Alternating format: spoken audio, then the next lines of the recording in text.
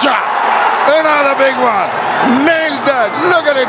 Ryan বার্লের 4 ছক্কা এবং হ্যারি টেক্টরের 50-তে খুলনা রাইডার্সকে 5 উইকেটে হারালো সিলেট স্ট্রাইকার্স। প্রিয় সম্মানিত ভিউয়ার্স, এ সকল বিষয় বিস্তারিত জানতে ভিডিওটি না টেনে সম্পূর্ণ দেখতে থাকুন। আর আপনি যদি আমাদের চ্যানেলে নতুন হয়ে থাকেন তাহলে আমাদের চ্যানেলটিকে সাবস্ক্রাইব করে পাশেই থাকুন।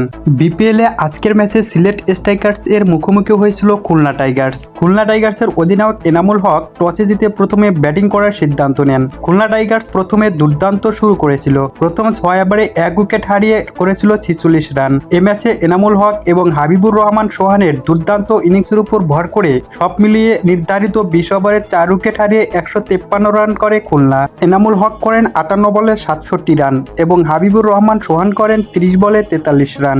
জবাবে 154 রানের টার্গেটে ব্যাট করতে নামে সিলেট স্ট্রাইকার্স। সিলেট প্রথমে 13 রানের মাথায় হারিয়ে ফেলে সমিত প্যাটেলের উইকেট। পরে হ্যারি টেক্টরের দুর্দান্ত ইনিংস এবং রায়ান বার্লের বিধ্বংসী মারকুটে ইনিংসের কারণে 5 উইকেটে জিতে যায় সিলেট স্ট্রাইকার্স। এদিন হ্যারি টেক্টর করেন 52 বলে 61 রান। তবে সিলেটের 12 বলে যখন দরকার 17 রান, সেই সময় রায়ান বার্ল তখন 19তম ওভারে 1-4-3 ছক্কা মেরে জিতে দেয় সিলেট স্ট্রাইকার্সকে। রায়ান বার্ল করেন 16 বলে 30 রান। প্রিয় সম্মানিত ভিউয়ার্স, হ্যারি টেক্টরের এবং রায়ান বার্লের ব্যাটিং আপনার কাছে কেমন লেগেছে তা জানিয়ে দিন আমাদের ভিডিওর কমেন্ট বক্সে। ধন্যবাদ সবাইকে।